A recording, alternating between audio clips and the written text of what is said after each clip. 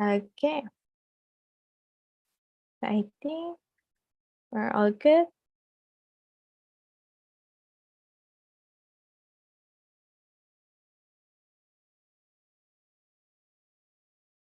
All right. I think we're ready for the streaming of the part 9 of the Peace Wave. So mabuhay! Hello, home!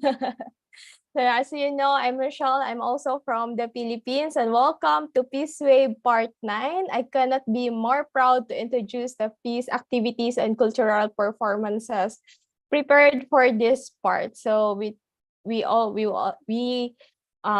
the bottom of our hearts, thank you the Philippines team and its regional partners for pulling this all together. And to keep the wave flowing, let me introduce to you the regional coordinator for this part, Jay De Jesus. So Jay De Jesus is the national coordinator for the In Defense of Human Rights and Dignity movement, or iDefense. He's also iDefense, a broad grassroots Philippine human rights movement campaigning against impunity, the war on drugs, and for social justice and human dignity. He is also currently the spokesperson for the True Colors Coalition, TCC. He is also a member of Teatrong Bayan, People's Theater, a cultural political organization. He was also one of the founding members of the Nuclear Free Bataan Movement Youth Network and FBM YouthNet.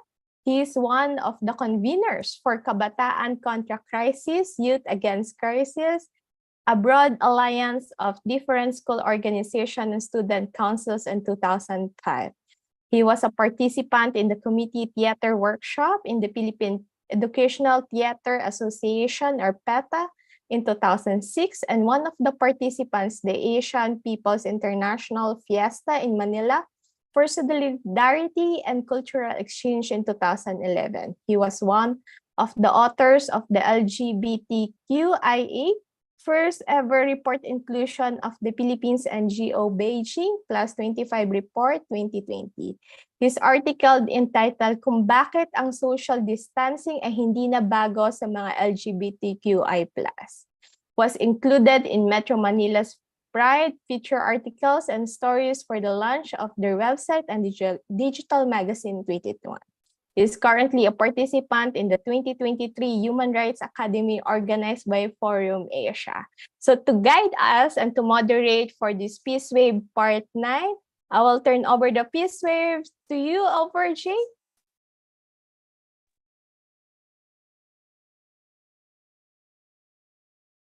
Thank you, Michelle. Kapayapaan is the Filipino term for peace. Good morning, good afternoon, and good evening, wherever you are in the world. You're still with us.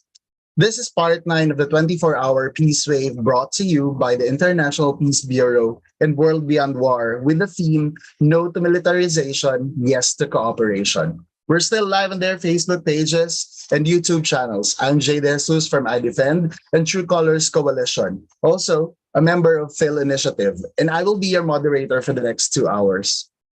By the way, Phil Initiative is made up of democratic organizations and individuals who are keen on studying and discussing not just the historical roots, but also the present state of imperialism in the face of changing world and ever-increasing tension between among global powers led by the US and that which it considers as threats to its continued economic, political, military dominance, namely Russia and China. Aside from urgent global developments, we have featured notable anti-imperialist and progressive struggles, both past and present, such as Venezuela and the pink tide phenomenon in Latin America.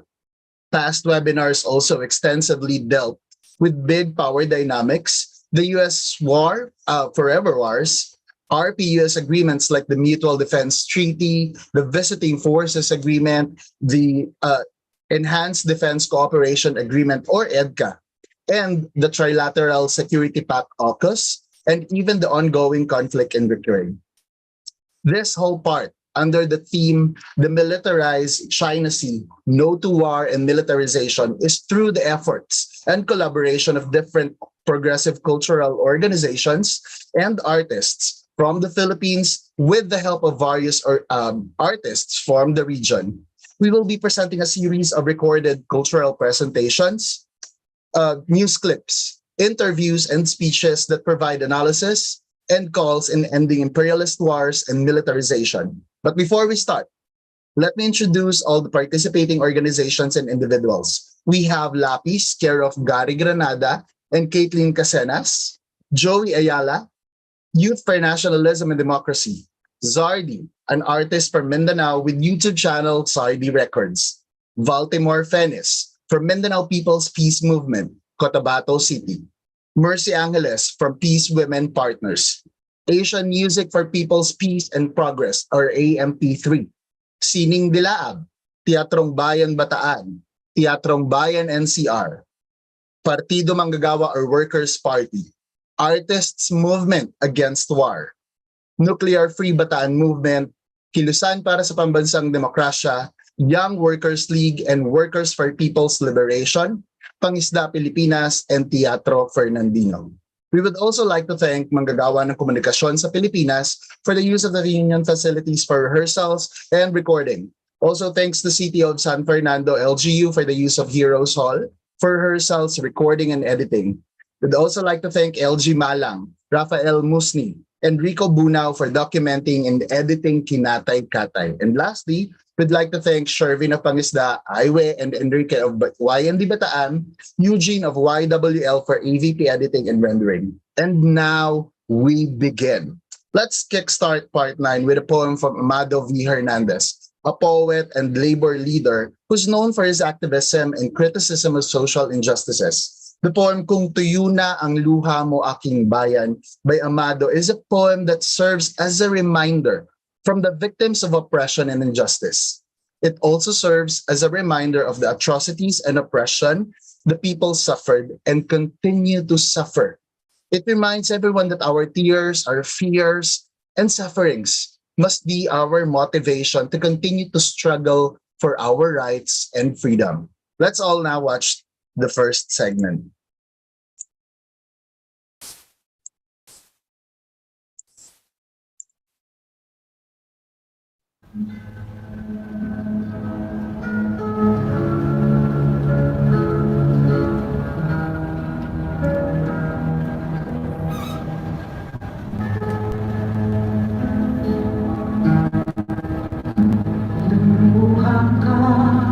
Luha ka, aking bayan.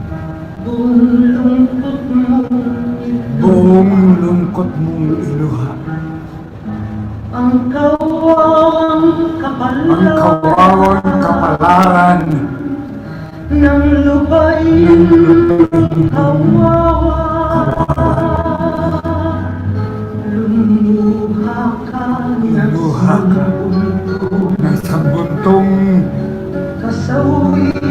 sambuntong kasawiang nagtalakot na sa'yo'y pampahirap sa banyagay pagpalusog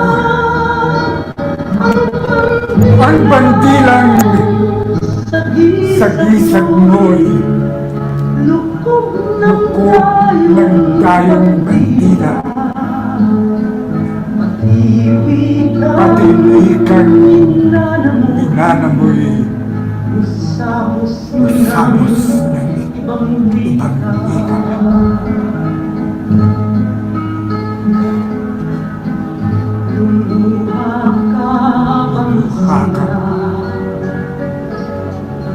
Lumuha ka habang sila ay palalong nagdiriwang sa libingan ng maliit. Ang malaki may libangan. Ang lahat kong kayamanay kamal-kamal na naubos. Ang lahat kong kalaya ay sabay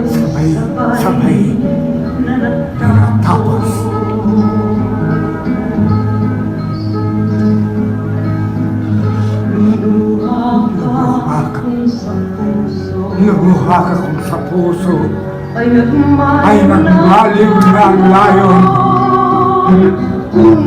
Kung ang bulkan sa dibdib mo ay hindi na umuungol.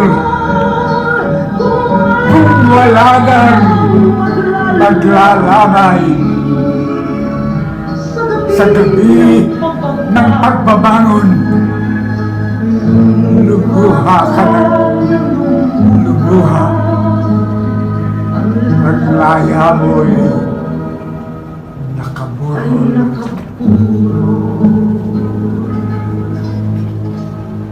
may araw din May araw din ang luha mo'y magsasain ba tutuyo? may araw May araw din di na luha sa mata mo'y mabubugto. Ang dadaloy kundi apoy, at apoy na kulay dugo. Samantalang ang dugo mo ay aserong kumukulo.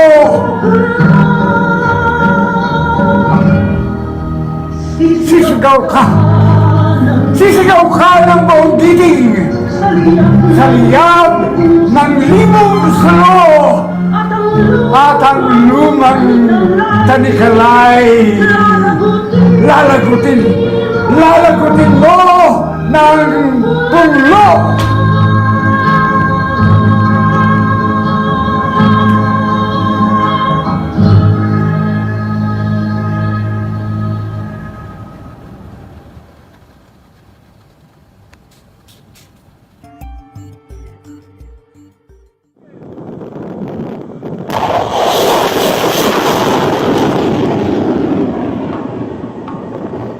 Patriot missile launch is a very loud thing, loud and forceful.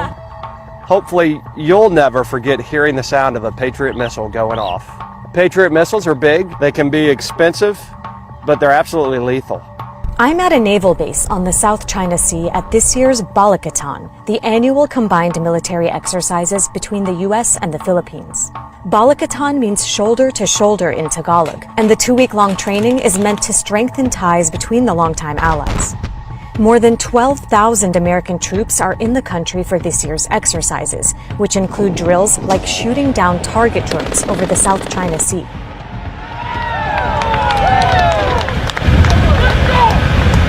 You can tell folks are pretty proud of the results of their hard work and what they got to do today. But the star of today's exercise is this, the Patriot, the Army's most advanced air defense system, designed to shoot down enemy missiles.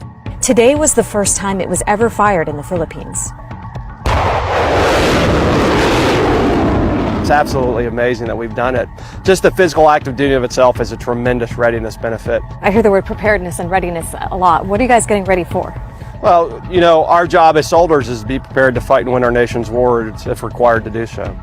This year's Balakatan is happening amid rising tensions between the US and China as the two superpowers vie for dominance in the Pacific. There are basically two things the US says it's worried about when it comes to China in the Pacific. First, there's China's sweeping claims over the South China Sea, parts of which Filipinos call the West Philippine Sea. It's a vast, important waterway that's rich in oil, gas, and fisheries. For years, China has been entering waters claimed by the Philippines. The U.S. says it's prepared to come to its allies' defense. The United States remains ironclad in our commitment to the defense of the Philippines, including the South China Sea. And then there's Taiwan, the nearby island that has been independently governed for decades, despite China's claim to it. China has warned it will treat any moves by the Taiwanese to claim independence as grounds for an invasion. The U.S. officially recognizes Taiwan as part of China. But despite that, President Biden has said the U.S. would come to Taiwan's defense. U.S. forces, U.S. men and women would defend Taiwan in the event of a Chinese invasion. Yes. Against the backdrop of all this, and just a few weeks before the combined exercises, the Philippines announced it will allow the U.S. military to expand its footprint. That means there could soon be the largest number of American troops here in 30 years. ginagawa lamang natin ay patuloy natin na pinapatibay natin ang depensa ng ating teritoryo, ang pagdepensa ng Republika. It's an expansion of an existing mutual defense treaty from 2014 known as EDCA. EDCA initially granted American troops access to these 5 Philippine bases. Now, the U.S. will have access to 4 more bases, conveniently, mostly located facing either Taiwan or the South China Sea. Chinese leaders see this and other recent actions by the U.S. as provocation. 如果美方不踩刹车，继续沿着错误的道路狂飙下去，脱轨翻车，陷入对抗冲突。 What message do you think these exercises and firing a Patriot missile, what message do you think this is sending to China? Regardless if it's China or others, I hope that this demonstrates that we are training, we are prepared to operate with a range of partners and allies. If called to do so, we're going to send Patriot missiles downrange, and we're going to do it at the direction of others.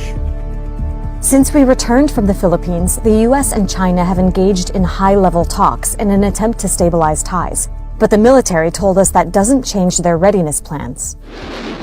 Another first for Balikatan was this: the bombing and sinking of a mock enemy ship in the South China Sea, a spectacle recorded on military surveillance drone. Good hit.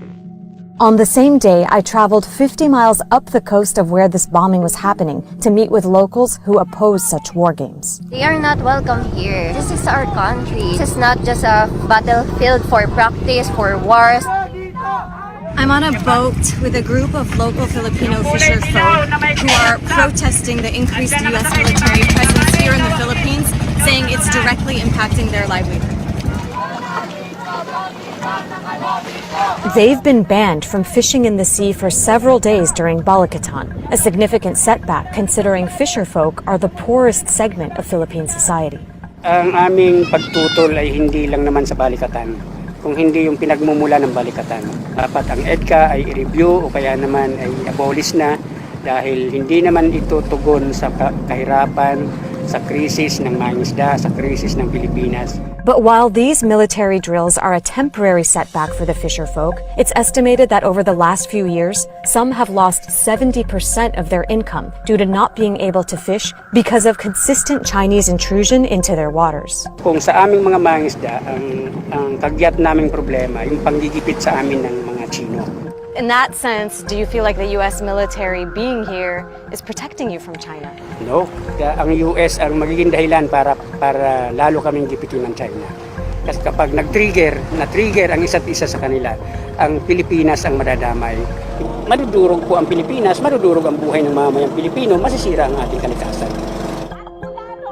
Our sovereignty, our freedom, our democracy, our lives, our natural resources are affected by all this. But recent surveys show that actually, a majority of Filipinos do side with the U.S. over China, a sentiment we repeatedly heard from people throughout the country. I want U.S. military here in the Philippines. The U.S. military has historically poured millions into the local economy and provided tens of thousands of jobs.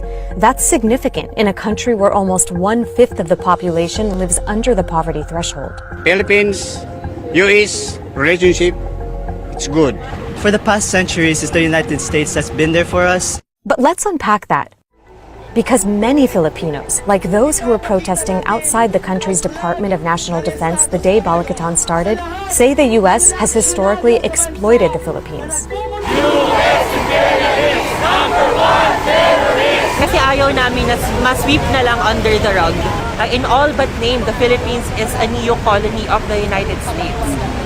In 1898, the Philippines became one of the first U.S. colonies after being purchased from Spain for $20 million following the Spanish-American War.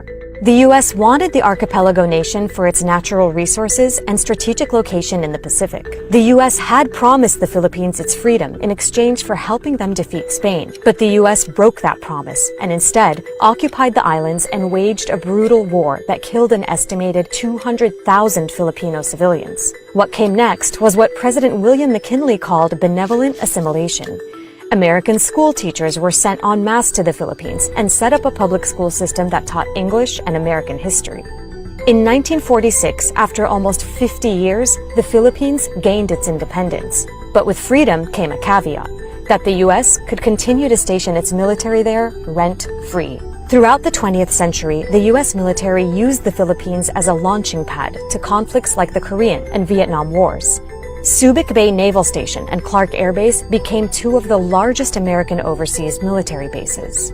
They also became the sites of untold environmental tragedies and seedy red light districts that contributed to the abuse of Filipino women.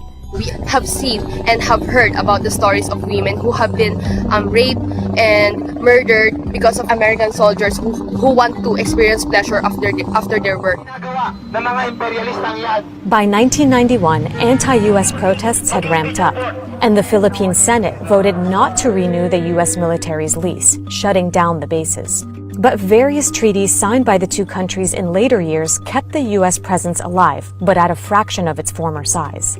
American troops today train at a handful of bases managed by the armed forces of the Philippines. And now, with the new agreement, they'll be allowed at more. I'm about to call up the governor of one of the northernmost provinces here in the Philippines, where the US military will be accessing two new bases. And he's been quite vocal against these plans. I've always been against foreign military forces in the country. There are no winners in war. Manuel Mamba is the governor of Cagayan province, which is just 250 miles from Taiwan. Even though he was against the EDCA expansion, his province will still see more US troops. What's the worst case scenario? And when military equipments will be placed in my province, that would be a magnet if and when war would erupt. What is your province's relationship to China? We never had problems with them. And in every major city and major town here, we have Chinese communities. They have always been part of us too. Couldn't the presence of the US military be an economic boon to your province? Well, there's no denying. It could. But I see a bigger boon with reconnecting with the market itself. China had this unprecedented growth in the economy in the last 40 years. We have never been part of it, despite the fact that we're nearest to them. Opportunities are not with us. Food is sometimes scarce. I'm also trying to seek out what's the best for our country. I spoke to a Filipino governor in the north in Cagayan province that's closest to Taiwan, and he's opposed to increased U.S. military presence there because he says we have no problems with China, and if anything, this sort of makes us a target. How do you respond to that? Well, I won't respond to that directly. I just respond to it that we don't come here absent the invitation from our partners. We hear at the invitation and with intent for a long-standing treaty ally partner. Why is it important for the U.S. to be in this region in the first place? A free and Indo-Pacific is important to us in the United States. It's just like it's important to a lot of folks, to include the Philippines here. So our presence, our opportunity to exercise, our ability to do things together matters in pursuit of keeping it free and open. How do you respond to the voices that say President Marcos invited the U.S. military here and there's a lot to be gained from the United States, like safety? That's a total lie. That's a complete lie. I mean, the U.S. has always been here, since 1901. If you want to help us, get out of our territory, off our own land, off our own seas, off our own women. Get out of our country, my goodness, you're not helping us at all.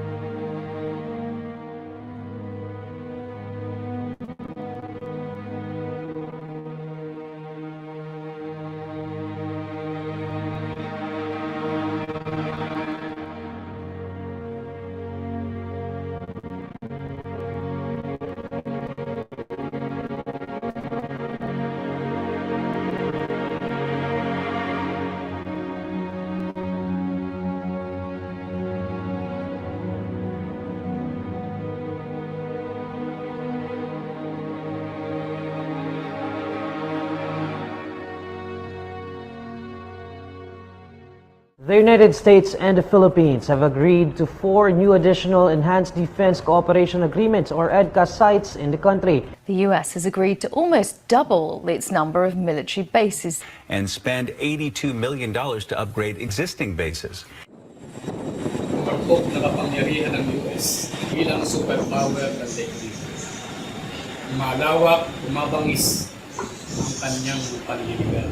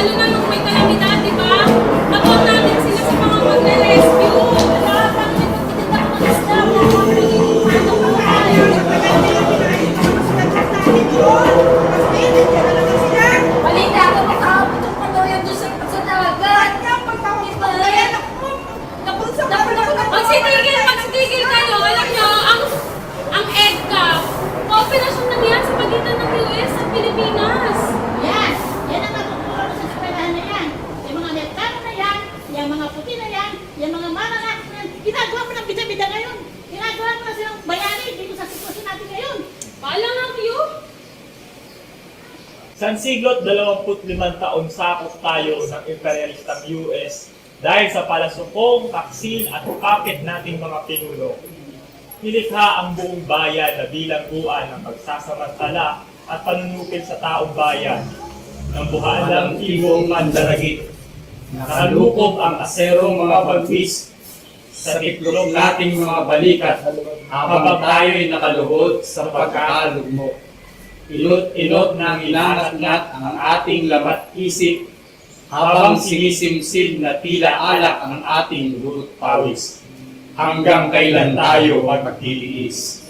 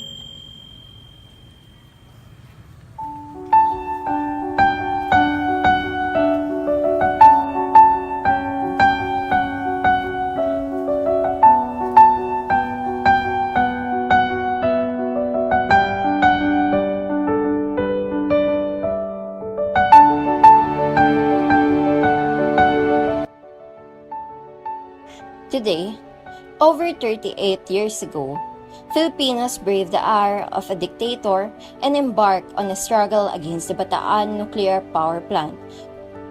On June 18, 1985, the people of Bataan and Filipinos from the other parts of the country launched a salakbayan o welgambayan laban sa nuklear.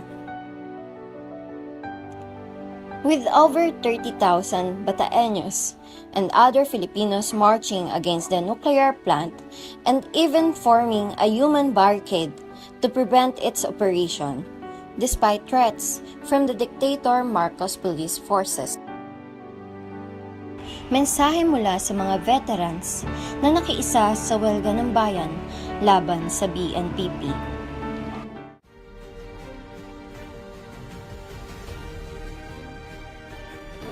Noong 1974, ang mga kababayan ko ay nagkakaroon ng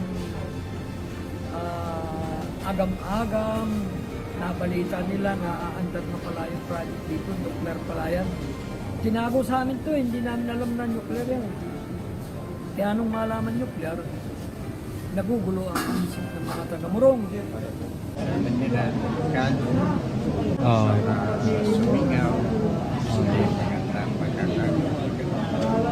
Natutunan namin kay Sister Aidan na walang mapapaglagyan yung basura na napakadelikado. Tatalakay namin ng nuclear na araw dyan.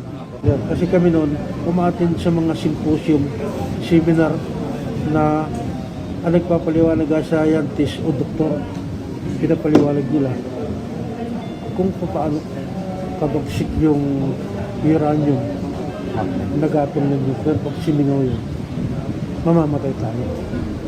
Yun yung aming inilalantad.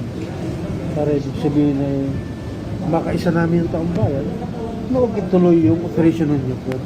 Bihirang-bihira yung mga may paninindigan na ituloy yung ginawa mong paglaban sa plantang nuclear doon sa maling sistema. As a result of the strong and continuing resistance from the people of Bataan and support from the anti-nuclear movement in other parts of the country and progressive lawmakers, the BNPP was suspended,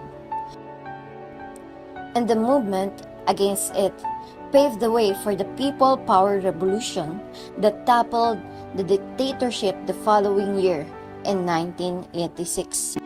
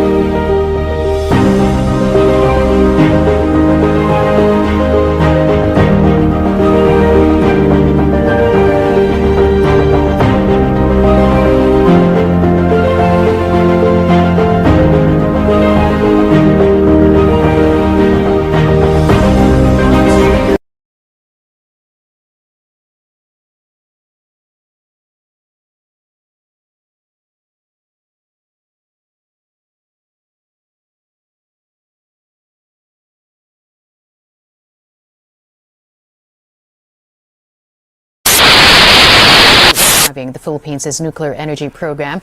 Marcos said he discussed the possible revival of the Bataan nuclear power plant with South Korea's ambassador Monday.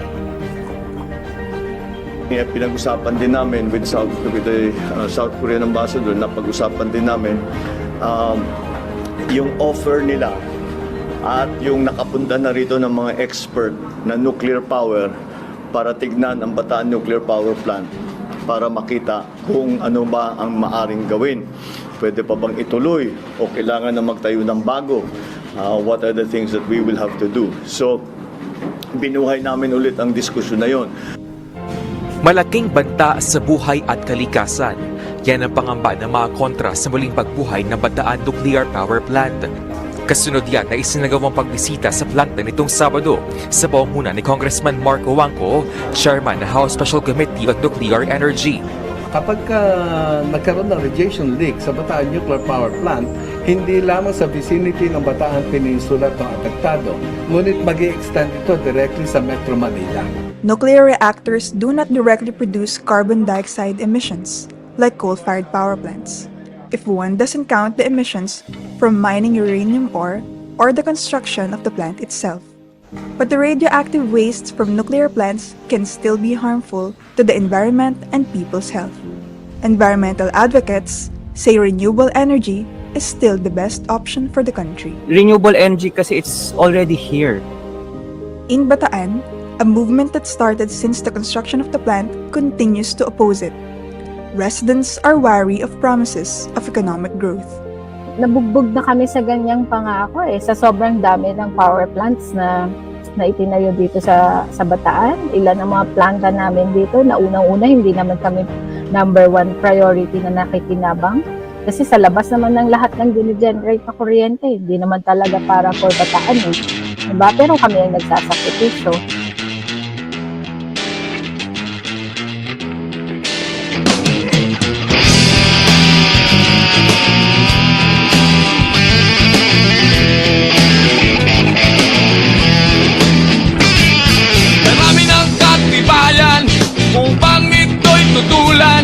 Bakit pinagpipilitan sa taong bayan?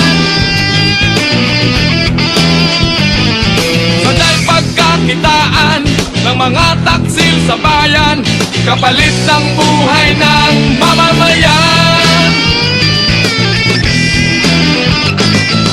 No, no, no, no, no, no, nuclear. No, no, no, no, no, no, nuclear. No, no, no, no, no, nuclear. No, no, no, no, no, no, nuclear.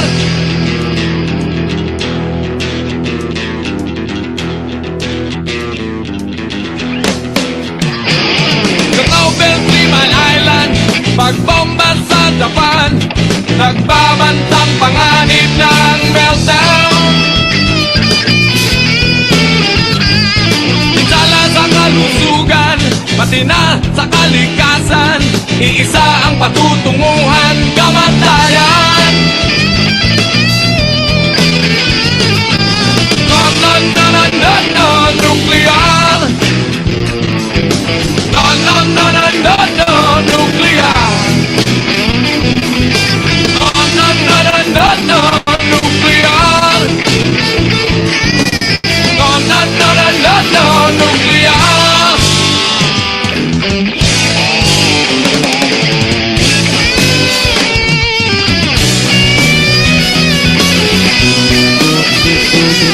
Ito isang kalokohang hindi dapat patulan kung ayaw mong magsisi sa hulihan.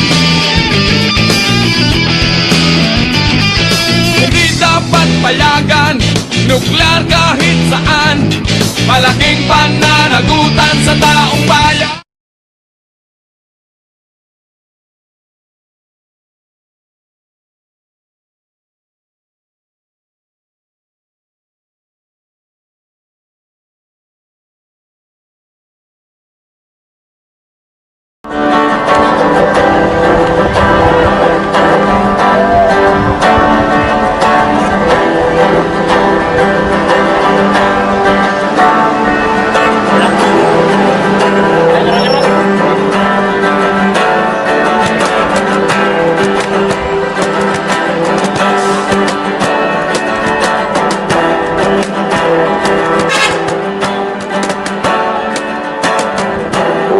Toong pagpangurap sa katilingban, kaban sa gobyerno sila ray napulahan. Kala nila hunahuna nga daghanang nanginahanglan sa mga tabang na ilang gihikawan. Wala na ba kini katapusan ang pagpakabuta bungol sa katilingban? Gusto na sa inyong pagpangurakot, wala ba mo maluoy sa mga kabos? Gusto na sa inyong pagpangurakot, wala ba mo maluoy sa mga kabos nga gipangguto?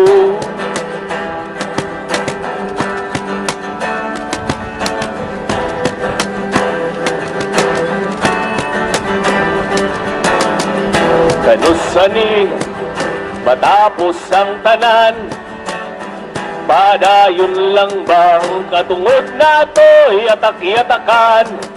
Inatubangay ang ilang pagpamaboy, mga walay uwaw, mga walay kaluoy. Wala na ba kini katapusan ang pagpakabuta bungol sa katilingban? Gusto na sa inyong pagpangurakot, wala ba mo maluoy sa mga kabos? Gusto na sa inyong pagpangurakot, wala ba mo maluoy sa mga kabos nga gipanggutom sa tumang kalisod nga gaantos sa tumang kakabos? Kamubay ana sa among posisyon, basura para ninyo, amo anang pagkaon. Husto na sa inyong pagpangurakot, wala ba mo maluoy sa mga kabos? Husto na sa inyong pagpangurakot, wala ba mo maluoy sa mga kabos nga gipanggutom? Nga gipanggutom.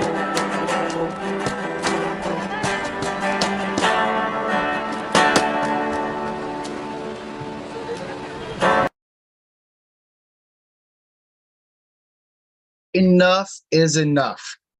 Enough with the greed. Did you know the US announced last Friday, July 7, it will send cluster bombs to Ukraine as part of its latest weapons package to sustain its proxy war against Russia, including East Ukraine, which is already 9 years since the US-backed coup in 2014.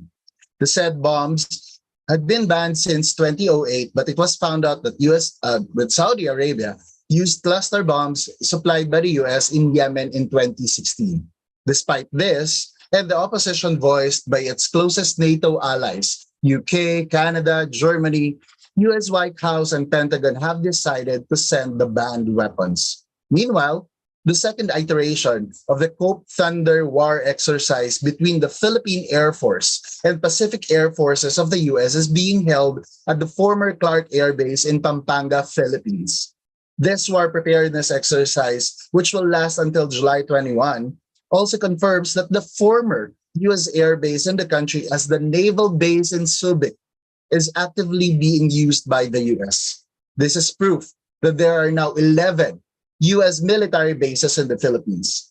These two present developments, which are worlds apart, are both US moves. This further states that the present world situation is definitely too far from constructive and peaceful. Well, moving on. The second segment is divided into two parts. It will tackle the impact of war and militarism, highlighting women and youth. For this segment, we storified experiences and situations through recorded songs, dances, and speeches from protest actions. Let's all watch it together.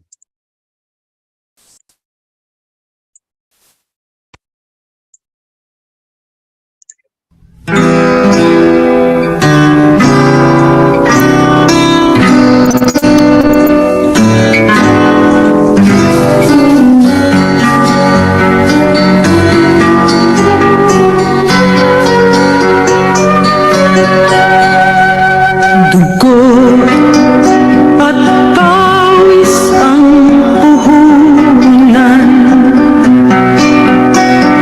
ng iluwalang sanggol, kaya't di tutugot hanggang maidulot ang bukas na ligtas sa salo. Tahan na, anak ko, tahan na. Nagsisikip ang dibdib ng iyong ina, mga kamay ko'y masdan para sa'yo ay sugatan. Paglilinis ng marumi ng ilan, pakinggan mo ang daing ng bayan. Sinisil ng saking na ilan, kalaya'y ginapos, mamamaya'y nagpupuyos. Ang sigaw, pagbabagong lubos. Dugo at pawis ang puhunan upang ipagtanggol ang sanggol. Mga kamay na laan, umaloy sa duyan, matututong lumaban para sa bayan. Mga kamay na laan, umaloy sa duyan, matututong lumaban para sa bayan.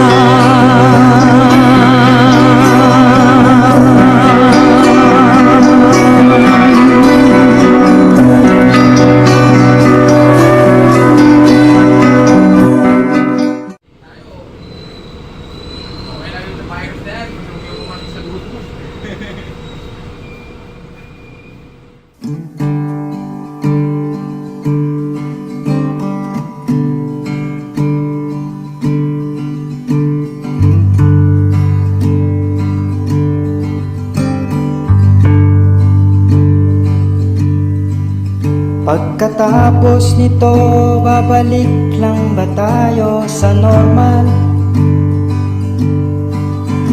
Sa mabilis na takbo ng buhay, araw-araw ay sugal. Silang panalo, tayo ang talunan, sa araw-araw na pakikipagsapalaran. Yan bang babalikan pagkatapos nito? Yan bang babalikan pagkatapos nito? Pagkatapos nito, balik lang ba sa dating gawin? Sa marahas na takbo ng buhay, puno ng takot at pangamba, ligalig-ligang laking kaulayaw, mula umaga hanggang gabi. Yan bang haharapin pagkatapos nito?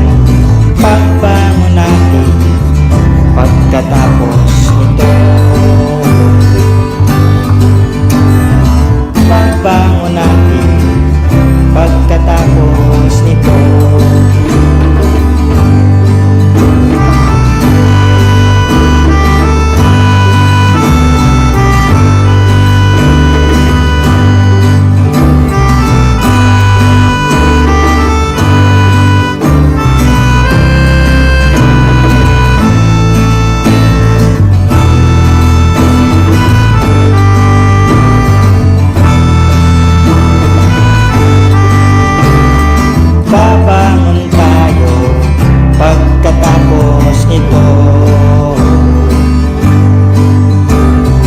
Babangon tayo pagkatapos nito.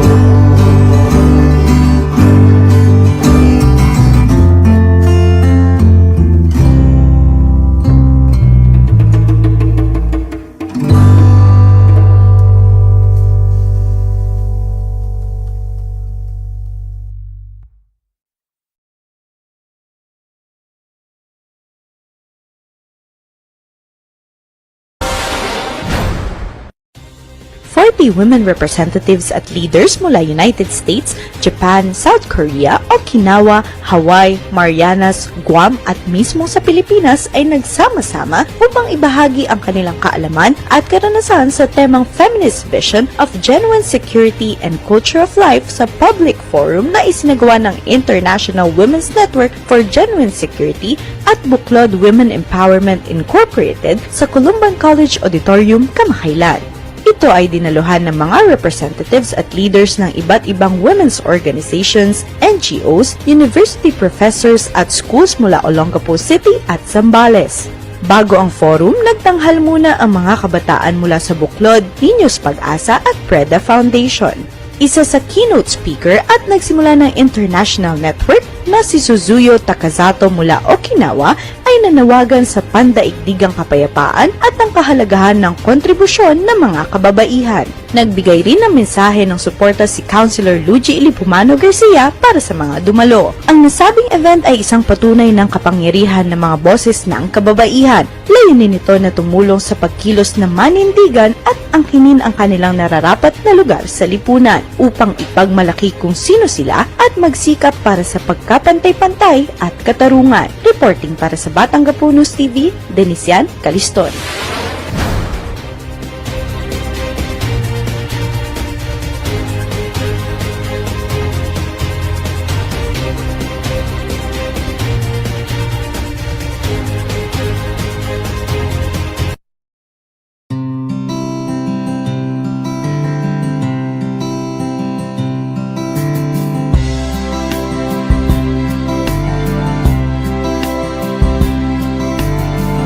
Di ako din keparu sa ingeda sa lakaw, di kalalayaman o ginawa. Lagi duta ginapay miya suwa o ingeda ke pekeroro bedin sulu akan ina o ipekedeli akan den sumiyang ako nagawe sa marawe suturugan api lumbayan kiladen aron ako makadadayan na bedemiyada maragan sa ginawa gagawi daon-daon ay ako mapipikir marawin. Di na mataoron ko kapunggura o kakag Bening kuwa makabaling ako sa ingeda marawin.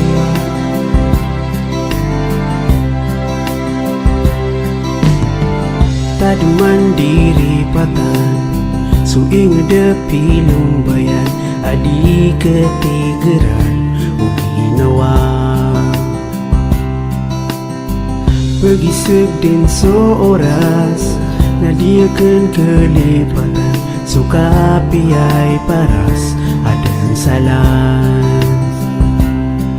Inaong ipakedali akan din so dua sumasamber sa marawe ayadin apang niakan ko Allah na makabalingan ako din sa ingeda marawe maragan sa ginawa agagawi daw-daw ay ako mapipikir marawe. Di na mataoron kung kapenggura o kakek Pengning kuwa makabaling ako sa inged marawe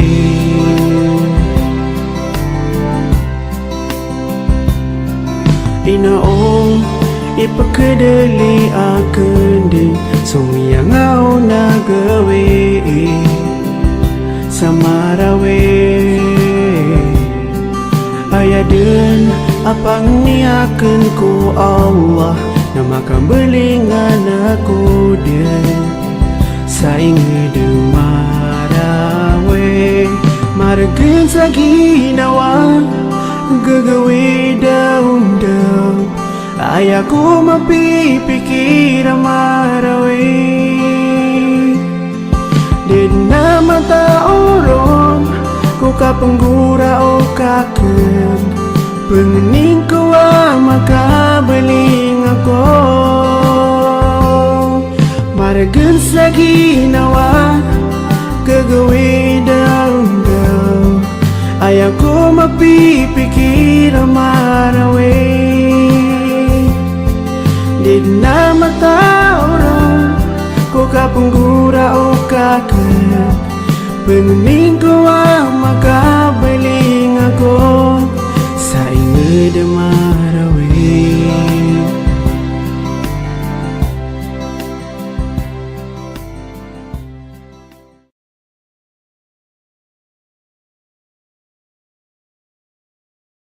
Maragan sa ginawa gagawi daw ay ako mapipikir ang marawe Di na matauron ko kapenggura o kakek Pengning ko makabaling Stomp your feet, shake, body shake, shout out loud, stomp, shake, shout and wave. Dance to the groove, sing the verses out loud, dance and sing for peace, united communities, north, east and west, south across continents, from the ridges to the reefs, just peace we want to live. Stomp your feet, shake, body shake, shout out loud, stomp, shake, shout and wave. In streets and picket lines, to homes and halls, it's a humpy, bumpy ride, with just peace all the tide. All forces unite, arise for what is right. Nothing be left untorn. Stomp, shake, shout and wave. Stomp your feet, shake, body shake, shout out loud. Stomp, shake, it and wave. Stomp your feet, shake, body shake, shout out loud. Stomp, shake, shout and wave. System change, disarm the world. Food for the future, power to the people. Stomp your feet, shake, body shake, shout out loud. Stomp, shake, shout and wave. Stomp your feet, shake, body shake, shout out loud. Stomp, shake, shout and wave. Stomp your feet, shake, body shake, shout out loud. Stomp, shake, shout and wave. Stomp, shake, shout and wave. Stomp, shake, shout and wave. Stomp, shake, shout and wave.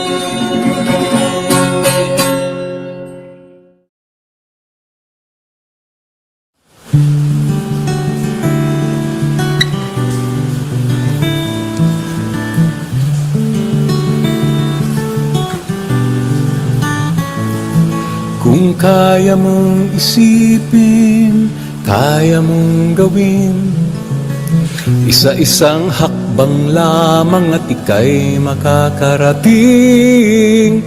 Tulad ng puno na galing sa binhi, ang mga dakilang gaway nagmumula sa guni-guni.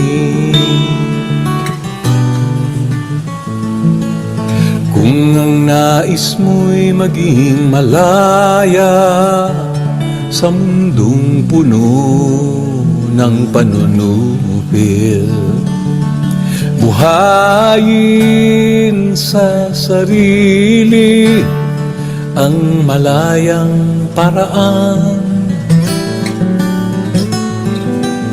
at sa araw-araw na pakikitungo sa tahanan at lipunan, buhayin sa sarili ang malayang paraan.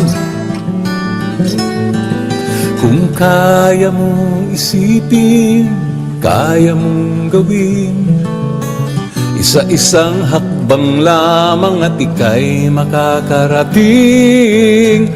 Tulad ng puno na galing sa binhi, ang mga dakilang gaway nagmumula sa guni-guni. Kung ang nais mo'y maging payapa sa mundong puno ng digmaan, buhayin sa sarili ang payapang paraan,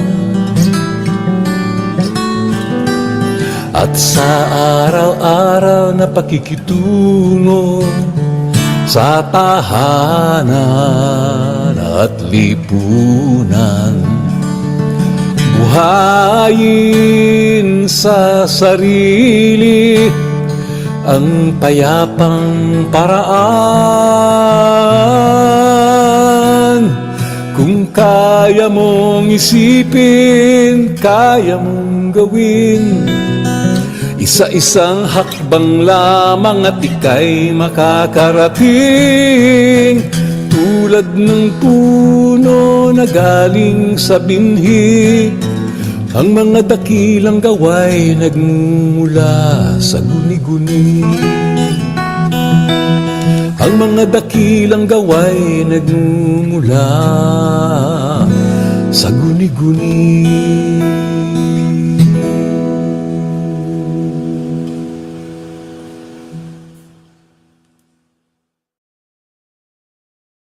Linang ng ating sariling yaman at magpapalakas at lilikha ng trabaho para sa lahat ng manggagawa. Yun lang ang paraan para umunlad ang ating bansa, para lumaya ang ating bansang Pilipinas at mamamayang Pilipino. Hanggang pinipilit tayo paasahin sa banyagang kapital, wala tayong maaasahan, mga kasama. Nasa kamay lamang ng mamamayang Pilipino. Nasa ating mga kamay lamang at tayo lamang ang tunay na magpapalaya sa lipunan. Kaya sa puntong ito, mga kasama, gusto kong isigaw, mabuhay ang uring manggagawa! Uring manggagawa! Mapagpalaya! Mabuhay ang lipunang Pilipino! Mabuhay! Isulong natin ang tunay at malayang lipunan! Muli, isang mapagpalayang umaga sa ating lahat!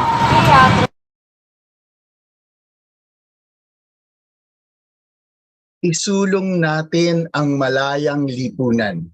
Struggle for a society free from oppression. For years, women with the rest of the world have struggled and continue to struggle for the eradication of people's oppression. Many have lost their lives and livelihood. as impacts of war and militarization in different communities, just like what happened in Marawi in 2017. The war displaced all the citizens of the city, and 6 years after, the internally displaced people still can't go back to their homes. Their struggle continues. This must end now. An ideal society is a society that recognizes and protects the rights of every individual member. As Article 3 of the Universal Declaration of Human Rights states, that everyone has the right to life, liberty, and security of person. Imperialist wars and militarization defeat the very essence of these rights. Hence, our continuous call for the end of these wars and even the unequal relations between the Philippines and the imperialist US. The next cut of this segment features solidarity among peoples from different countries in the region, songs, and a very recent protest action from youth organizations, different youth organizations in front of the US Embassy in Manila. We won't keep you waiting. Here's segment B2.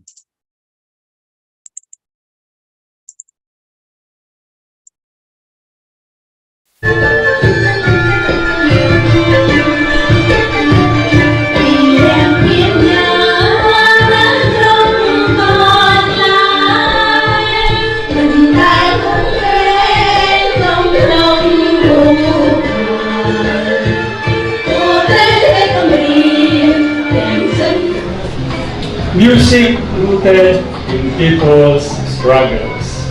Awit para sa at panig sa bayan. That is how ang P3 defines people's music.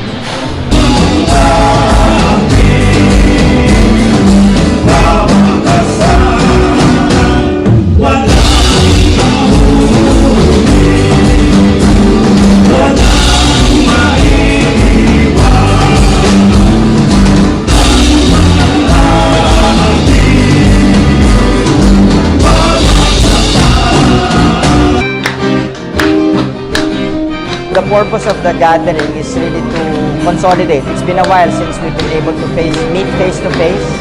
So after the long wait because of the pandemic, this is the opportunity to reconvene, look at the common issues and challenges that we face as musicians across Asia, and plan and strategize on how we can respond to these challenges.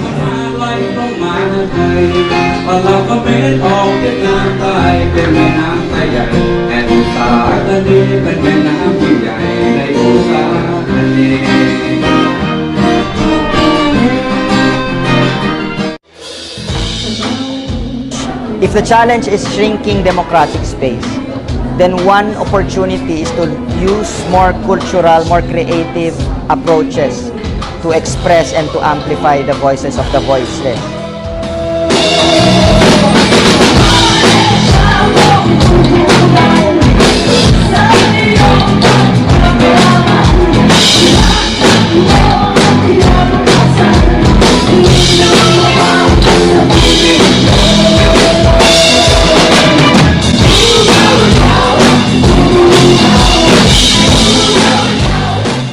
My name is Sumant, I'm from India and I'm here to play the AMP3 concert in Manila, and I'm really happy to be here. I think events like this are really important to connect music and people's struggles together, and I think it's musicians especially have a great role to play in promoting people's struggles and talking about the issues that nobody else wants to talk about.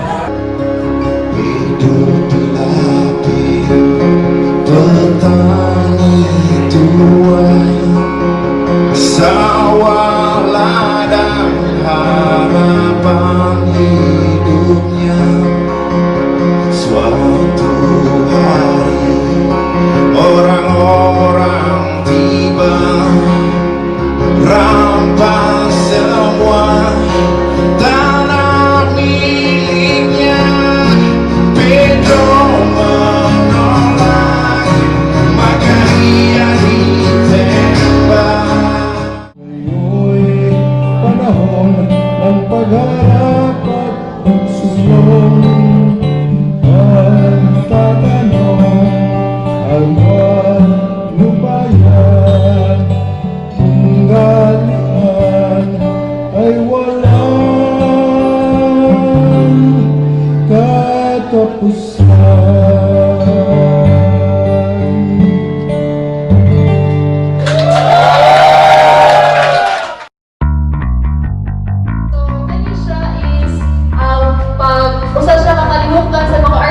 So, nasa banda, poetry, which ang art, para sa paghatag og mensahe sa katawhan. Ang artist movement against war, ibarog siya kontra sa gera o mga injustisya nga nahitabo sa atong katilingban.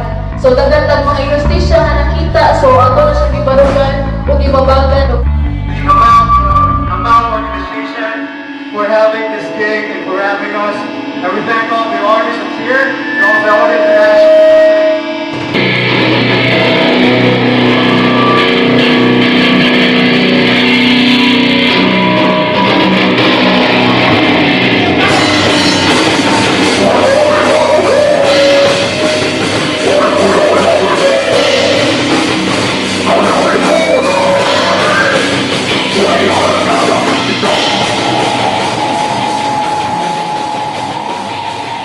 Una, daghang military basing diri sa Pilipinas sa Subic, sa Clark Air Base o sa Lapu-Lapu, Mactan o na air base dito. Karon na may conflict ang China o ang US. So, ang battleground expecta ng Pilipinas.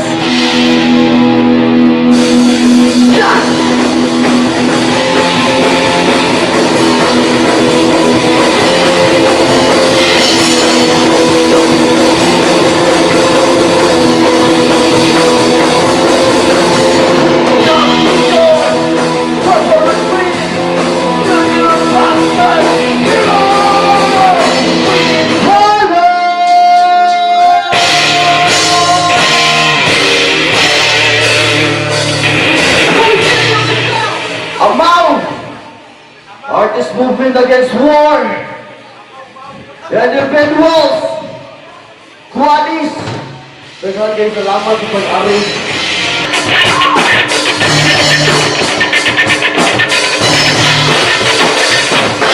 Proposition is to keep us simple for right now.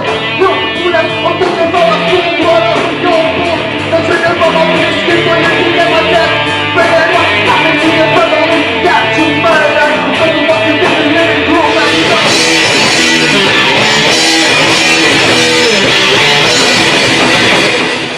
Sa mga kanta about anti-war yun, no? Kaya tanan gud nga gubat nga may tabo, wa man koy magadaog kanagot. Purong yung pili tanan. Ya ang numero 1 nga piliro ana kundi ang mga sibilyan.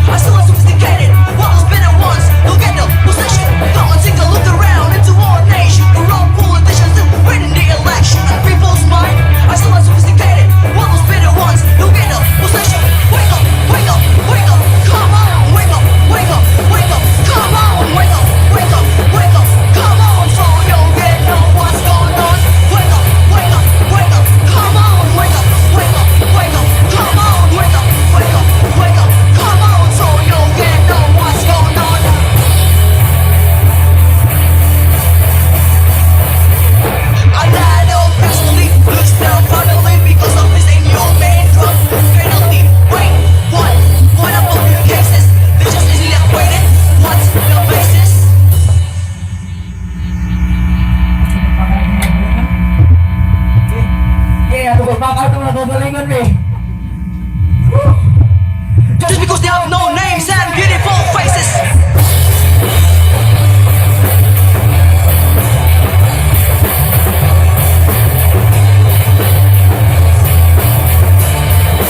Wake up, wake up, wake up, come on, wake up, wake up, wake up, come on, wake up, wake up, wake up, come on, so you get know what's going on. Wake up, wake up, wake up, come on, wake up, wake up, wake up, come on, wake up, wake up, wake up, come on, so you get know what's going on now.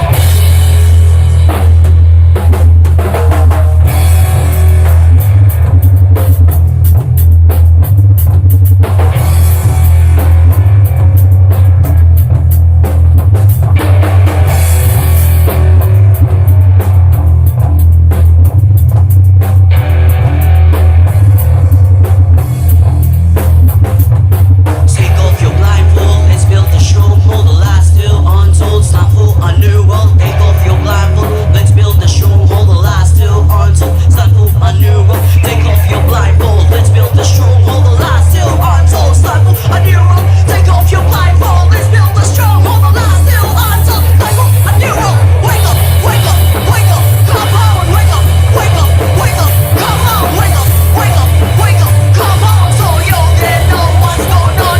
Wake up, wake up, wake up, come on, wake up, wake up, wake up, come on, wake up, wake up, wake up, come on, so you get know what's going on now.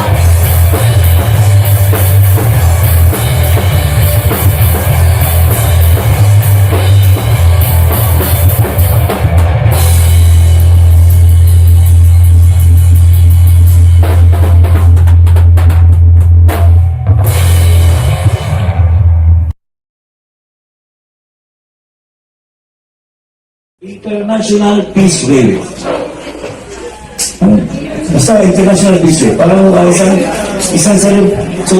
isang activity na hahanap ng mga paraan na ayusin natin ang mundo na hindi katikma. No? So, meron kung sa meeting, bago nang naisulat ito, celebration ito nung umalis ang base militar dito sa Pilipinas. Bagaman ay sa ating mga tratado, no? EDCA ay sila dito lahat muna mga zone. Ano talagang laro sa mundo? Ang mga lakas ay nasusunod. At itong International Peace Wave, I would imagine, ito yung parang assertion na kung ganun na equation sana. Sana kahit yung mga maliliit yung mga bayan katulad dati ay dati mayroon movement, dati non-aligned so movement gusto ko yun, hindi tayo nag-align sa mga friends natin. Okay, pumasok ko na yung kalimunan.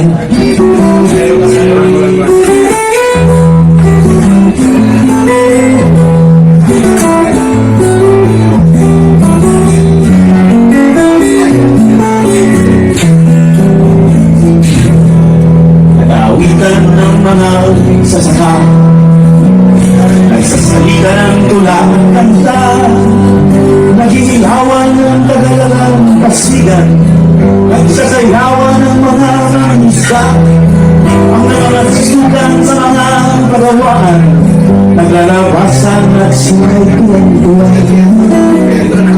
Panulitan ng malulog na haring araw sa kanluran, pauwi na, haring lalo sa kanluran.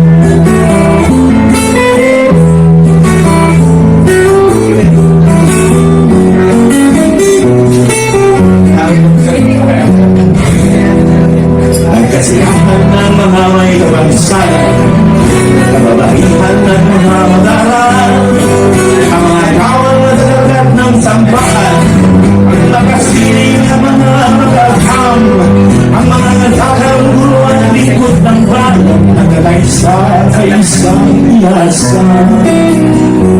Palubog na, ay araw sa kanduran, pawira,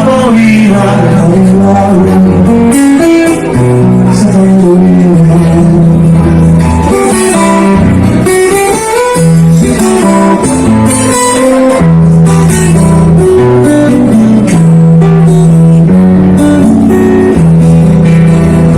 Pauwiha sa kanila, ang hari-agla, ang imong manila. Sa kanluran.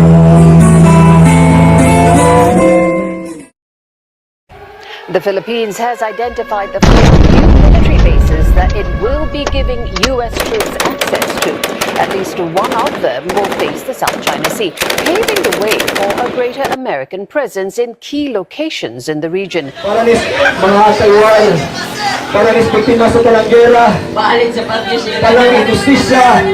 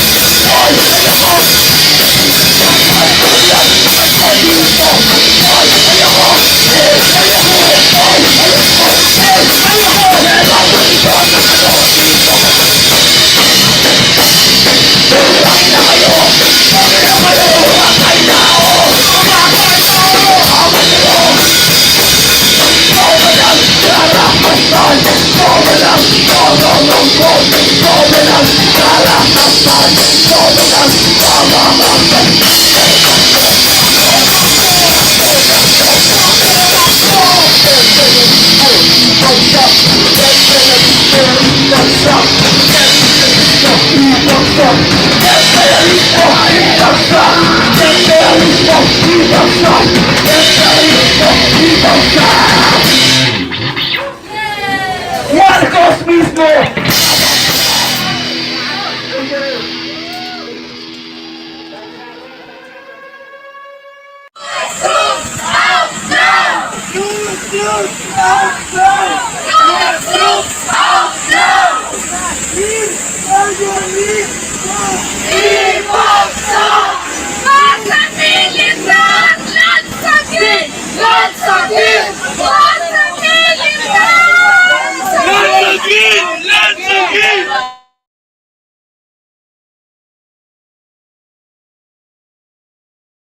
U.S. troops out now. Dismantle U.S. military bases. Down with imperialism. In 1992, the Philippines was able to kick out U.S. military bases in the country, but their presence continued. Currently, under the Visiting Forces Agreement and the renewed Enhanced Defense Cooperation Agreement, the party continues for the U.S. troops. Several agreed locations have put up new bases and the number of U.S. troops increased substantially. We've heard about Nicole, the Subic rape case, and as well as the murder of Jennifer Laude, a trans woman murdered by a member of the U.S. Marine.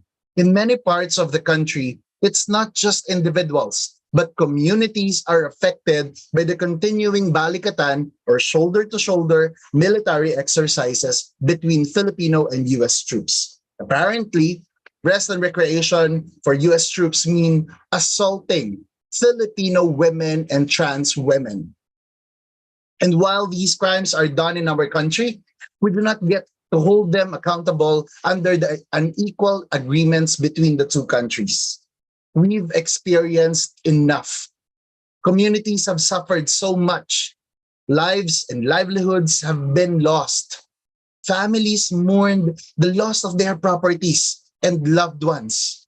Our last segment provides challenges and calls from the people. Different voices, one message. End imperialist wars and militarism. We now present to you Segment C.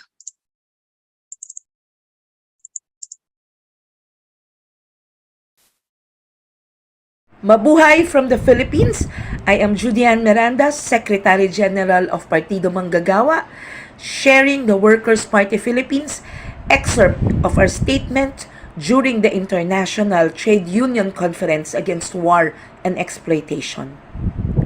Partido Manggagawa has always viewed war as an extension of imperial politics.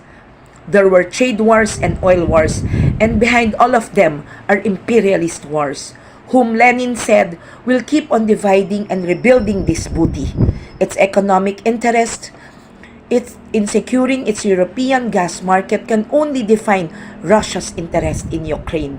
In the same way, NATO's expansionism was surely driven by the same imperialist motive.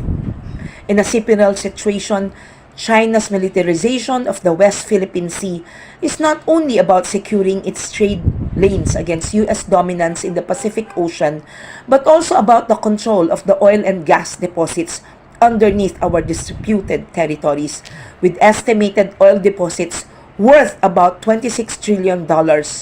And although this thing is getting played out by the recent and more flammable war provocations between the US and China on Taiwan's independence, the same can be presumed that all twists and turns considered, the Ukraine war and China-US Taiwan tensions could trigger or blow up into another world war. Again, with the prospect of more wars coming as the global recession and the fight for markets gets more intense, the old reality remains. These wars are not our wars. The working class has its war, the war against exploitation, poverty, and climate crisis. These are the wars that we need to wage within our own countries and in solidarity with others, rather than us serving as production and foot soldiers in wars that never ours. The working class must fight for system change. Our first duty is to raise the consciousness and combat experience of the greatest number of workers in fighting inequality and exploitation. The second is organizing. We have to reclaim lost power by rebuilding our capacity through painstaking organizing efforts in trade unions, women and youth, and associations in informal labor. War has always been an instrument of plunder and exploitation. Let us not forget the fact that from the 1930s to 1950s, the Great Depression was resolved by world powers by going to war, known as World War II. History has always taught us in determining what capitalists will do next to survive this crisis. War is barbarism, which is even harsher than a pandemic, and the only antidote to it is resistance and struggle for socialism. Workers of the world, unite! Let us fight against war and exploitation. Mabuhay from Partido Manggagawa, Philippines.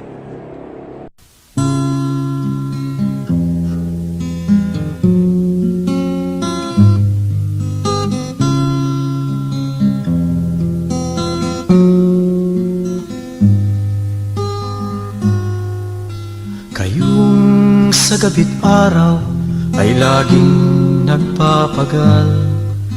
Kayong sa bawat oras, yaman ang iniluluwal. Bumubuhay. Ngayon, diretso sa matadero upang katayin. At kinakatay mula sa bahagi ng buong katawan. Maging mga lamang loob, pinag-iwa-hiwalay hanggang mga maging butot, balat, lahat. Der Straff mit Hilfensekt! Ich bleiner Straff mit der... Meine Täter wieder straffen! Die straffen! Sie straffen! Sa panahon ng globalisasyon at neoliberalismo, ang obrero, ang modernong alipit busabos. Ang kanilang kadena ay hindi nakikita. Ang kulungan nila ay ang kanilang lugar ng paggawa.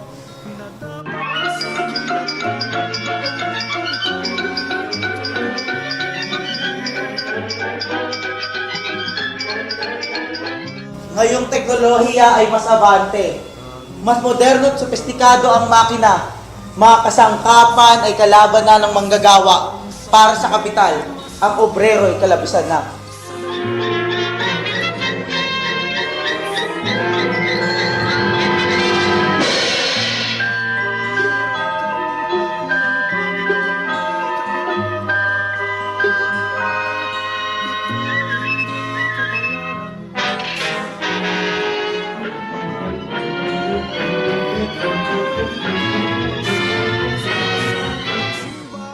sa kutsabahan ng kapital at ng mga estado, lumikha ng mga batas at ng mga pakana upang paggaway-gawing fleksible at mas mura.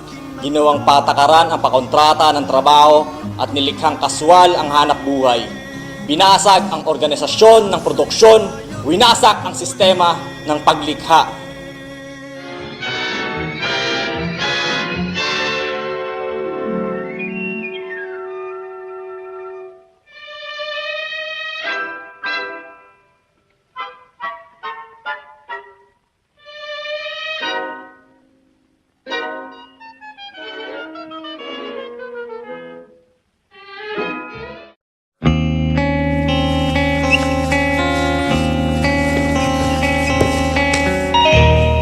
Pinagpaklas-paklas ang linya ng produksyon. Ang mga bahagi ay pinaghihiwa-hiwalay na parang hindi magkakatugtong. Nabasag ang sentidong pang-organisasyon ng obrero. Nalabusaw ang masilop na sistema pag-iisip. Di magkakaugnay yung mga bagay. Walang relasyon sa isa't isa ang mga bahagi. Walang mga bahagi ang isa ng kabuuan. Walang mga yugto ang bawat proseso. Walang mga proseso. Ang gawa ko ay gawa ko lamang. Ang gawa mo ay gawa mo lang. Walang kolektibong pagtutulungan sa paggawa at paglikha. Bagyang trabaho esensyal at kailangan ay kinalat sa organisasyon ng produksyon at ang mga bahagi ng linyang paglikha at ang mga peras na kilala sa tuhog ng kwintas. At inihagis sa gutom, masisipang mga baboy at pinag-agaw-agawan at nilamog bubo ng mga gutom sa tubo, masisipang baboy na kontraktor at serye ng subkontraktor, sub-subkontraktor, sub-sub-subkontraktor.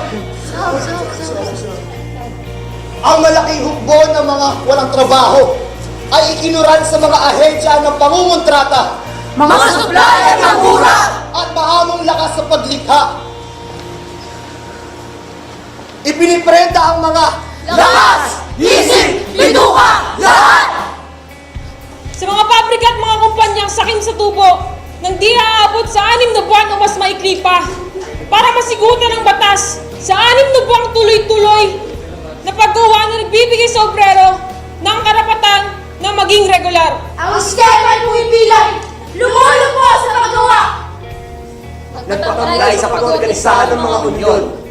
Nagpalupaybay sa kilusang welga. At nagpalugmok sa mga pag-aaklas. Nag-aagawa ng mga anak pawis sa kukonting hanap buhay. Nagsisikuhan sa pag-uunahan. Naglalabanan na matanggap.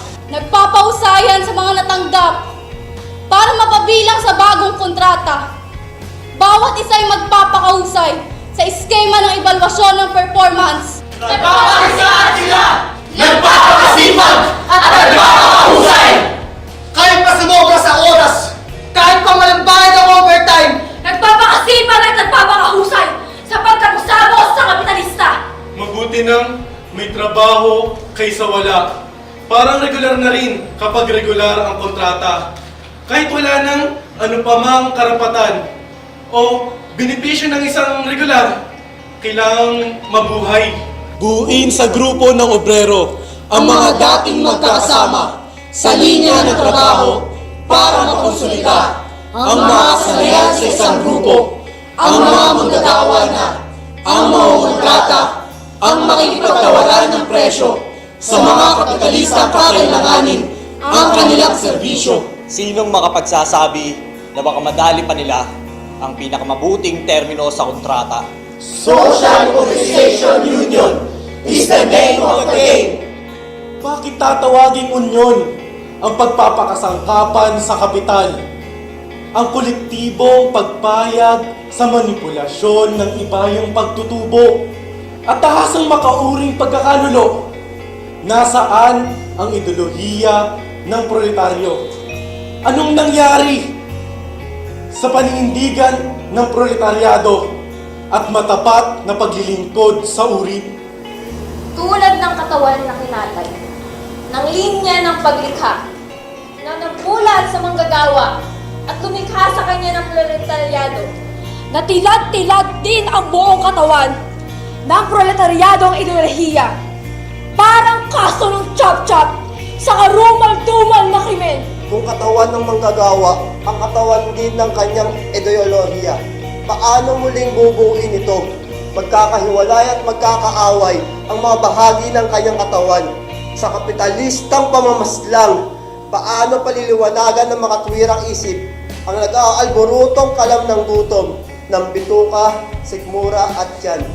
Paano magtutuwang ang isip at kaluluwa na ipatanggap sa talipandas na puso na mas mahalaga ang pangangailangan kaysa lamang sa luho ng kagustuhan? Paano mag-uusap ang lahat ng mga bahagi para sa kolektibong pagkakasundo at pagkakaisa upang buuin muli ang ideolohiyang proletaryado, proseso'y mabuo muli ang katawan ng obrero. Sa kabuuan ng tunay na makataong pagkatao, na napupuot at naghihimagsik sa pagsasamantala ng tao sa kapwa-tao. Proletaryado! Muli, kailangan ng pangkulturang revolusyon na mapanday sa antigo, ngayong may kalawangin, ngayong ideolohiya ng obrero, sa pandayan ng makaunang pakikibaka, sa gitna ng haplit ng tubig sa unos, at dila ng apoy sa pakikihamok, habang walang humpay sa haplit ng maso, sa makauring pagpupunyaging hindi sumusuko. Saka pa lamang makakatkat ang mga kalawang at muling malalantad sa pinakaubod ang asero.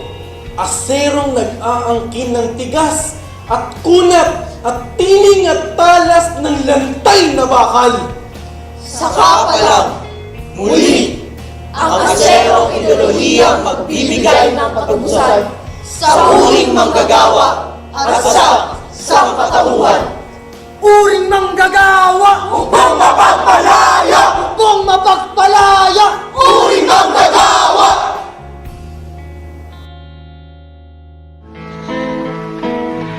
Magkaisa labanan ng pang-api, kahit na libong buhay man lang masawi.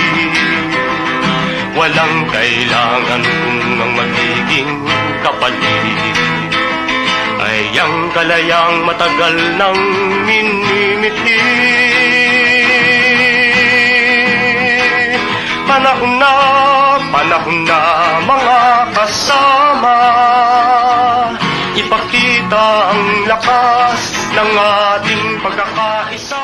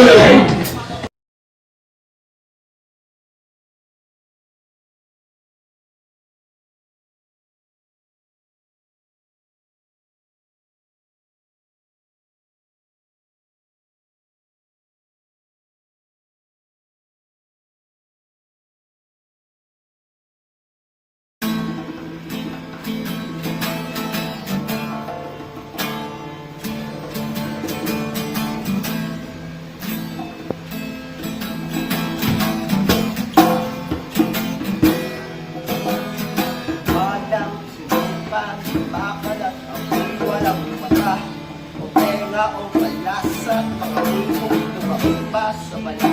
Sa naman at sa ulo, tinatanong ba kung anong pangalan ng ulong sumambulan? Bombang nanggagaling sa pakpak ng eroplano, pag bumagsak ba sa lupa ay namimili kung sino ang kanyang babagsakan. Kung Muslim ba o Kristiyano, binibigyan ka ba ng pundida para ikay makatakbo? Prinsipyo ng digmaan ay prinsipiong kamatayan na wala ng kanilang mga embargo at karahasan para sa langis ng Venezuela at kontrol sa Cuba. Ginutom ng sanksyon ang 20 million sa Latin America. Ng digmaan ay prinsipyong kamatayan na walang nananalo. Ang lahat ay talunan, tumilikha lang ng libingan ng asawa't kapatid ng ama at ina at mga anak nila. Tanggay ng hihimasok sa isang payapang bayan gamit bakal na paa. Umiiyak ng katahimikan, alam pa niya na nakatutok, puso niyang pumuputok sa pamilyang nanginginig sa loob ng tubong barko. para sa langis ng gitnang silangan. 1 milyon ang namatay sa Iraq, sa Yemen at sa Libya at Afghanistan. Para pagtampal ang kahihiyan ng Indochina, 3 milyong Vietnamese, Lao at Khmer ang kailangang mamatay. Ilang milyon ang inagawan ng mga karapatan. Nagsuportahan ng Estados Unidos ang mga kahiyadong diktador noong Cold War. Kapatid ng ama at ina at mga anak nila. Ay na may bahil ng braso ay hindi kanya, kundi pag-aari na nagutos na umutas siya ng iba. Ang pulbura ng Bombay laway nang nagtalumpati na dahil magkakaiba tayo, dapat tayong magkahati-hati. Ay sa'yo at sa kanya, sa atin at sa iba, sa yaman, kapangyarihan, dapat lamang daw sa iba. Wala sa loob ang tsuper ng mga tangkerigera, kundi nasa likod ng isang malamat na lamesa. Ilang mga katawan na ang silaslang sa pagsabog ng mga bomba ng mga estimita ng kanyang sinanay. Hanggang saan nahantong ang kanyang mga proxy war? Iyong pamilyang mamamayan ang tinataya sa panganib ng gera para paypayan ang hidwaan sa China at Taiwan. Basyo ng bala at tunog ng kalansig ng binibilang na pera. At kung akala nyo ay ligtas na sa sariling sulok ang digmaan sa pintuan, kailan may di kakatok. At kung nag-iisip digma ay merong pakinabang gaya ng kapayapaan, gaya ng kasarinlan, nalulungkot kaming sabihin na kayo'y nagkakamali. At kung hindi nyo narinig ay sasabihin namin muli. Prinsipyo ng digmaan ay prinsipyong kamatayan na walang nananalo. Ang lahat ay talunan. Lumilikha lang ng libingan ng kapatid, ng ama, ng ina, at mga anak nila. Sa mga sipa ng imperialista ngayon, May 30 milyong refugees 55 ang internally displaced. at 5 milyon ang naghahanap ng asylum sa buong daigdig. Ang prinsipyo ng digmaan ay prinsipyo kamatayan na walang nananalo. Ang lahat ay talunan, lumilikha lang ng libingan ng asawa, kapatid ng ama at ina at mga anak nila.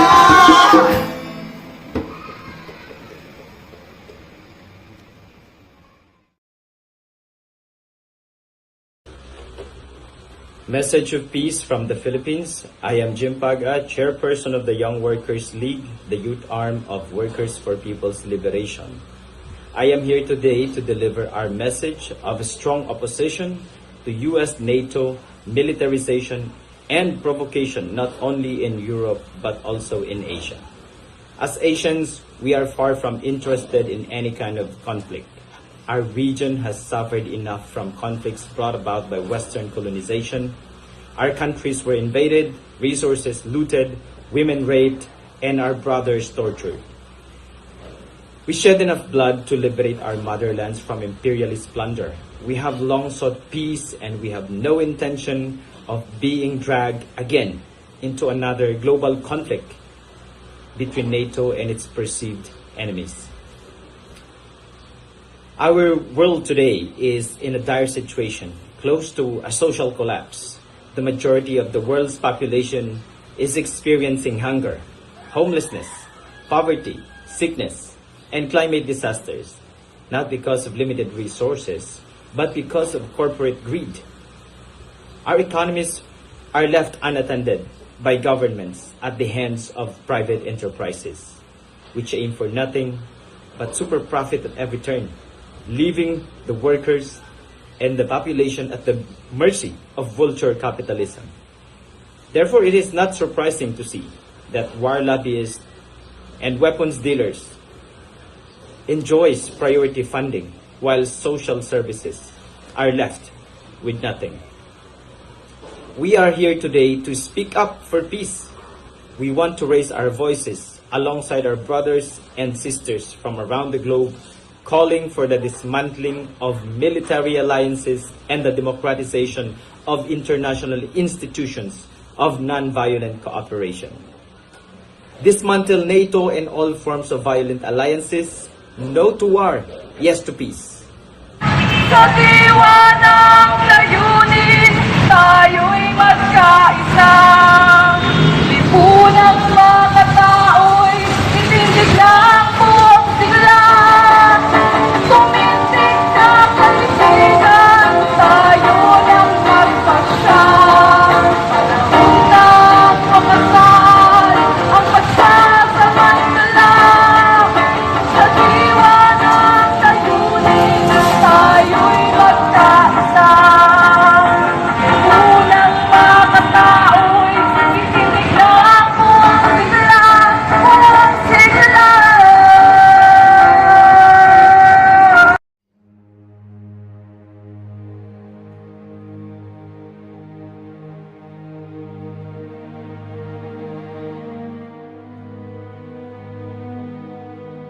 Napakadali nating makalimot.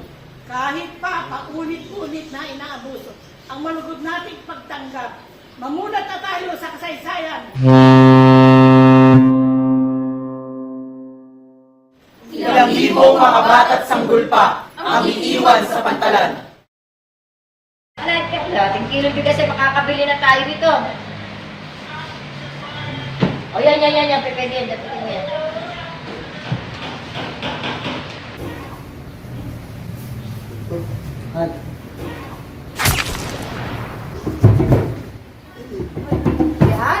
Ilang batang pinayuan ang pagkakawalang pamilya mo at pakasamin.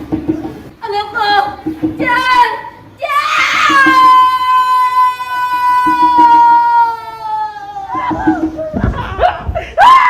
That would hurt my chocolate!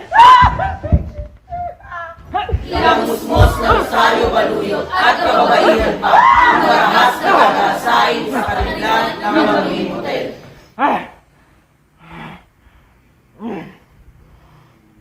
Hey, hey, USA! How many women have you raped today? Yankees, go home! USA, go home! Ilang libong nakataang ang isang kontrabase ang walang habas na gigipitin, lalapin, ipipiin, papatayin, kasama ang mga lokal na personalin sa layo. Mabubura pa ba sa kasaysayan ng mantsak ng umagos na dugo? Ang masakit o maramihang pagpaslang. Matanda, bata, lalaki, babae. Kalakip ang marahas na pagpapahirap sa buhay hanggang sa maghingalo sa torture. At dalawa ang panununog sa mga pamayanan sa Buddaho at Budbagsak sa Hulo, sa Tayabas, Batangas, sa Timog, Katagalugan, sa Balanghiga, sa Samar, maging sa Leyte, sa Visayas, at iba pang bahagi sa Mindanao. Gahiblang hininga ng mga Pilipinong lumaban at nabigo dahil sa pagkakanulo ng mga pinunong nalinlang na ang mga mananakop ay manunubos. At habang pinanatiling atrasado ang kabuhayan bansa na doon sa utang. Binubungkal nila at kinakamkam ang ating matabang lupain at yamang mineral. Ako si Lumeng, manggagawa. Ako si Pedring, magbubukid. Si Pantong ako, mangingisda. Ako si Carmen, mananahi. Ako si Ato, driver ng jeep. Si Lucing, tindera sa palengke. Ako si Rosita. Ako si Emil. Si Panyong. Lourdes, Mina, Tonyo, Ramin, Michael, Steph, D-Boy. Come on!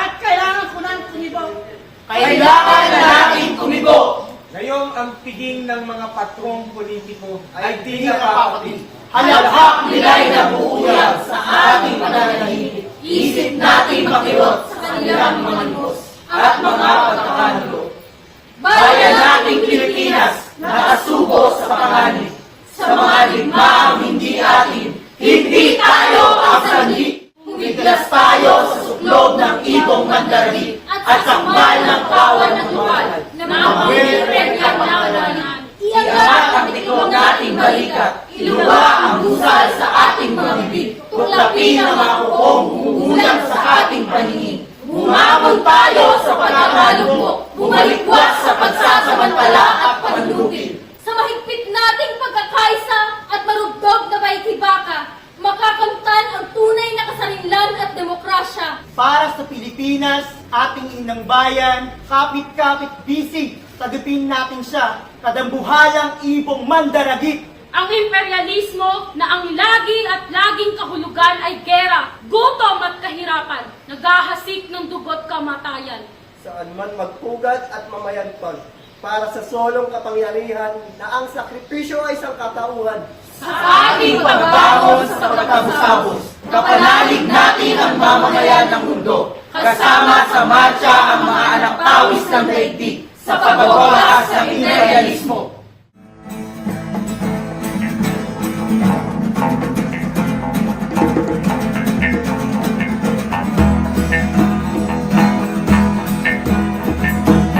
Tayo papayag na mangyari ang ganito. Di tayo papayag habang buhay ay nakalmo. Di tayo papayag, di tayo papayag, di tayo papayag sa pang-aalipin. Dapat natin malaman na ang sandata ay sa bagay na mahalaga sa limbaan. Hindi ito ang bagay na mapapasya ang mga mamamayan, hindi ang mga bagay ang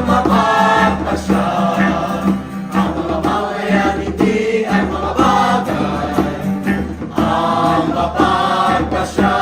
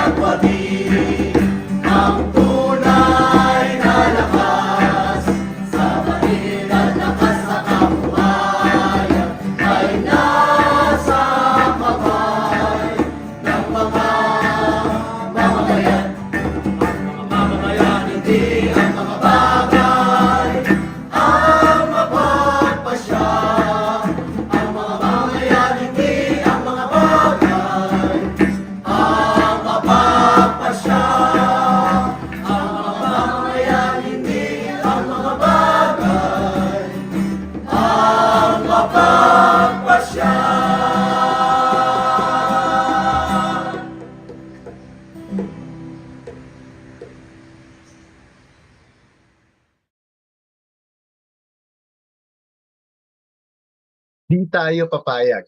We won't allow. Our history showed us that we can champion our rights and unite to struggle for freedom. We were able to kick them out before, and we can again. As we move towards the end of part 9, Phil Initiative would like to share our solidarity statement with the rest of the world. Let me just share the PowerPoint presentation.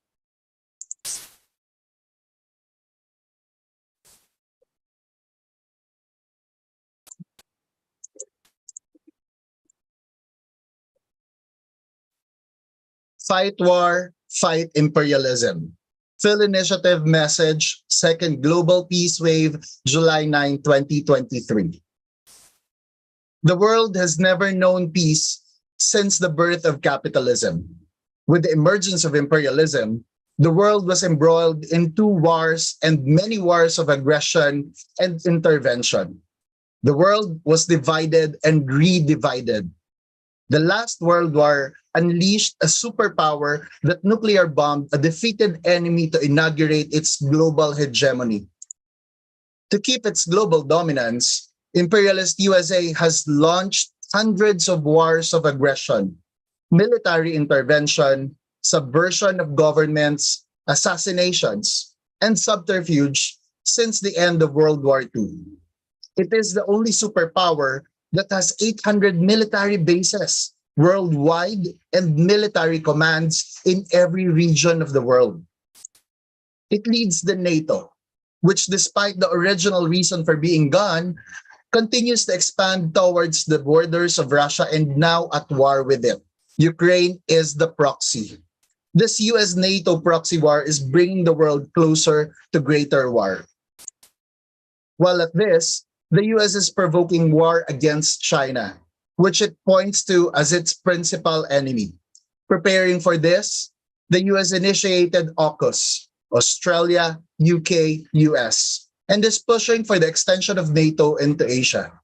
The US also reaffirmed and ratified security and defense agreements with the Philippines, South Korea, Australia, and Japan. With the additional 4 bases, the US already has 9 military bases in the Philippines, excluding Subic and Clark. This is the result of the recent ratification of the US-Philippines Enhanced Defense Cooperation Agreement. EDCA revived the role of the Philippines as launching pad for US wars. What is particularly threatening is the 4 new military bases are closest to Taiwan and the others are within or along West Philippine Sea or South China Sea, which are the flashpoints behind US moves against China. In the face of this, the global peace wave is one of the efforts calling for peace by fighting war. In connection, it is essential that at the center of the fight against war is the struggle against imperialism, principally US imperialism. The fight against war includes the fight for the closure of US and other foreign military bases, against nuclear arms and other weapons of mass destruction, against economic wars or sanctions, and for the dismantling and termination of military alliance and agreements. Philippine Initiative on Global and Critical Issues, or PHIL Initiative, joins this annual international event, which is an international solidarity for peace, against war, and militarism.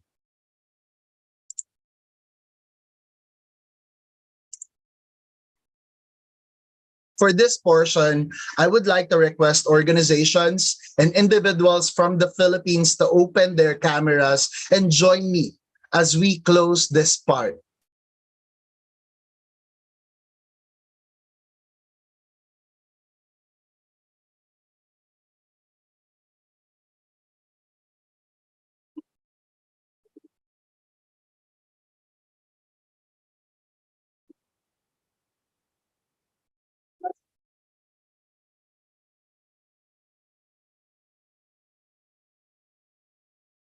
These are the many anti-war and human rights defenders from the Philippines. On behalf of all the participating organizations and individuals, thank you and mabuhay. We want everyone watching now to continue sharing and engaging in the video of this 24-hour peace wave and join us in our call to end imperialist wars and militarism.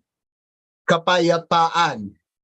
This is the Filipino term for peace, and this is our fight song.